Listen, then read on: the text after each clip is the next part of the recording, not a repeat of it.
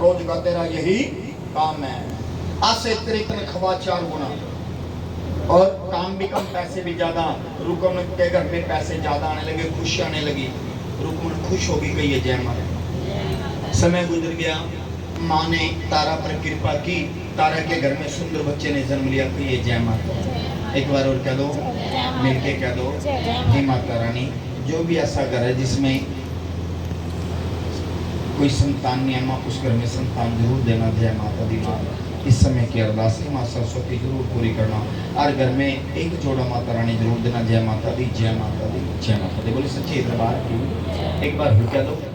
रुकमन के घर में सुंदर बच्चे ने जन्म लिया, नाम भी सुंदर रखा गया। उसी 3-4 साल गुजर गए। रुकमन आई तारा के पास, बहन जिस प्रकार माँ ने तेरी सुनी, क्या माँ मेरी भी सुनी? बहन कल माँ का जागरण है, एक लाल कपड़ा लेना, दक्षिणा बांध लेना, जो मांगना है माँ से मांग लेना। कहिए एक बार और कहिए। बहनों ये रुकमन की अरदास है, ये रुकमन की अरदास है। जो बहन अरदास लगाना चाहेगी, सबसे पहले तो अरदास कैसे लगानी है? कभी भी जागरण हो, मंदिर हो, जहाँ भी आप जाओ, ये मत कहना मैं यूँ करवा दूंगी, मैं वो करवा दूंगी। सिर्फ मांगो, माँ जो करवाएगी तू करवाएगी। अगर कह दिया मैं करवा दूंगा, आप सिर पे बोझ लेके जा रहे हो, बोझ उतार कर नहीं जा रहे, कहिए जय माता। ये रुकमन की अरदास है। अगर आप अरदास लगाओगे तो ये मत कहना मैं ये करवा दूंगा, मैं वो करवा दूंगी। मांग लो, माता रानी मैं इस अरदास के बड़े जागरण कर चुका हूँ, कहिए जय माता। बहन जो लाल कपड़े में चावल बांधे थे लेके आ दो, कहिए जय माता। बोलिए सच्चे दरबार की। एक बार और कह दो जय माता, मिलके कह दो। ये रुकमन की अरदास है। जो बहन अरदास लगाना चाहती है, ये जितनी अरदास इकट्ठी होगी इसको अलग रखेंगे और परिवार वालों को सौंप देंगे। परिवार अपने हाथों से गौशाला में दे के आएगा, कहिए जय माता। ये अरदास गौ माता के खाते में जाएगी, परिवार वालों को अभी दी जाएगी, कहिए जय माता। जो बहन जो भाई अरदास लगाना चाहता है, इस अरदास माँ का बच्चा आपके बीच में आएगा, जय माता।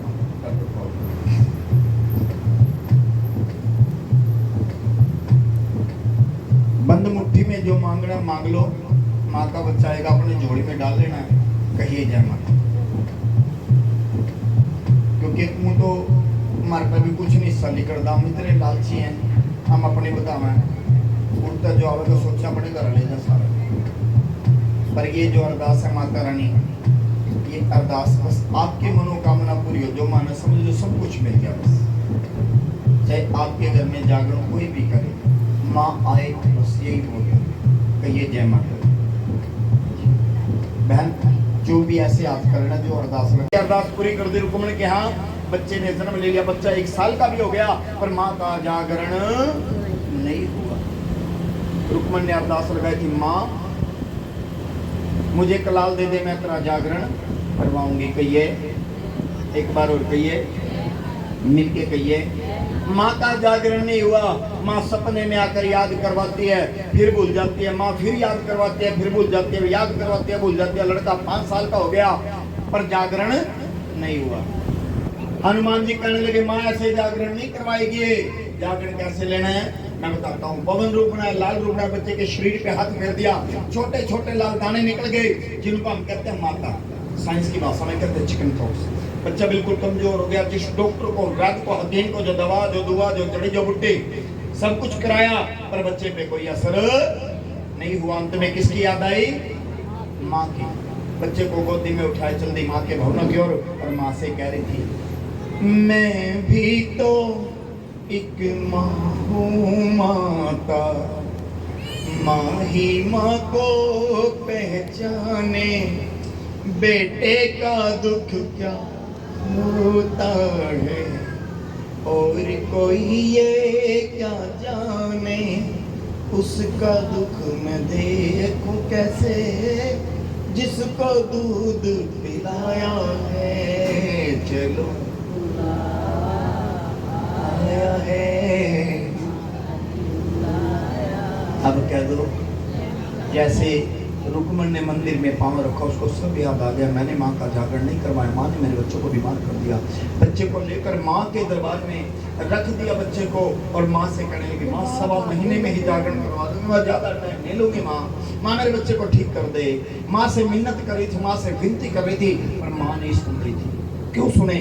माँ ने 5 साल सुनाए रुकमन को, तो आज क्यों सुने? कहिए जय माता।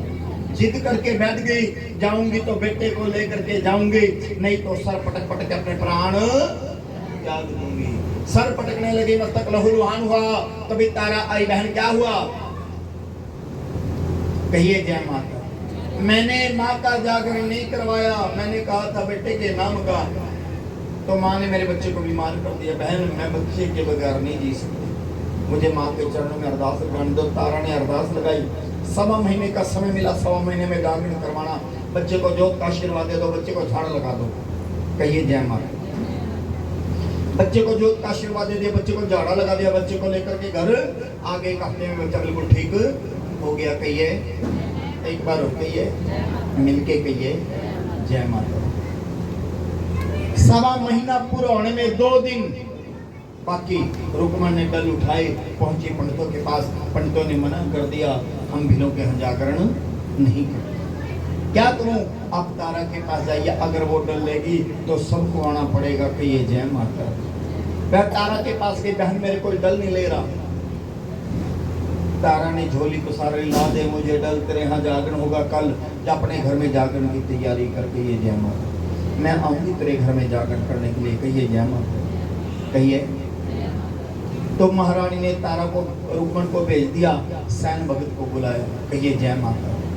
जाओ सभी भक्तों को संदेशा दे दो, महारानी ने डल लिए, महारानी जागरण में जाएगी, सबका जागरण में जाना बड़ा जरूरी है। कहिए एक बार और, कहिए मिलके, कहिए।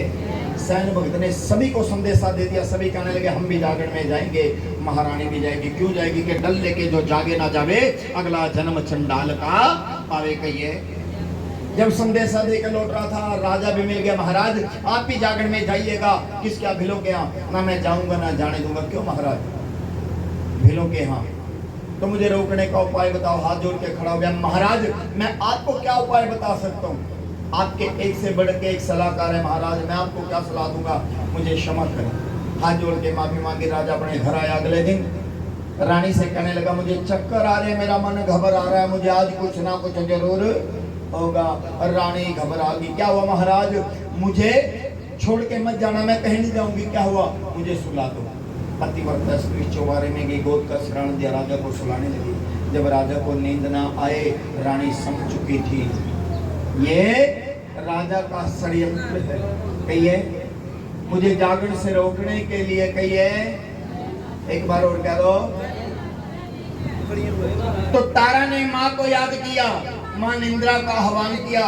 या देवी सर्वभूतेषु मां निंद्रा रूपेण संस्थिता, नमस्तस्यै नमस्तस्यै नमस्तस्यै नमो नमः। निंद्रा आई, ठंडी हवाएं चला दी, राजा को नींद आ गई। माँ तो जिंदगी के बड़े बड़े दुख दूर करती है, ये तो राजा के मन का वहम था।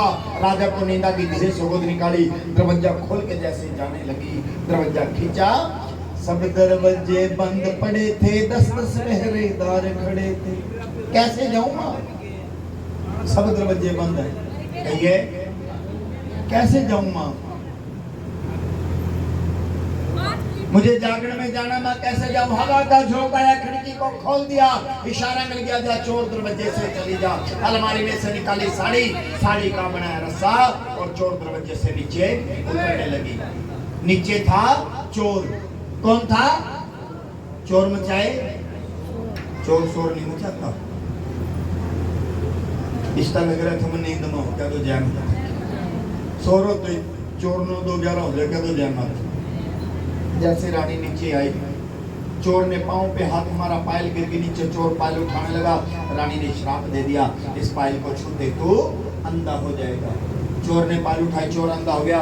रानी पहुंच गई रुकमन के यहाँ, लकड़ी का दरवाजा बंद कर लिया, माँ की ज्योति जगा दी, माँ का जागरण शुरू हो गया। कहिए एक बार और कह दो, जय माता दी। माँ का जागरण शुरू हो गया।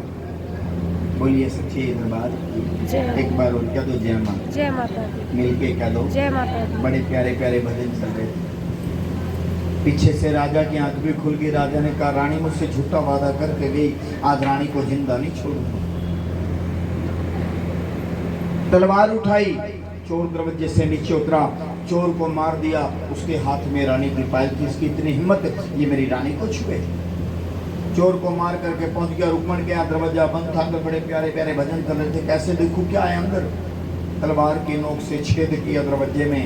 अंदर देखे माँ को डल चढ़ जाए जा रहे हैं। आदर जो घर में बंधन लगे थे अब खुलने जा रहे हैं। कद जय माँ का। आइए माँ के चरणों में डल चढ़ाए जा रहे हैं। जो कहिए जय माँ।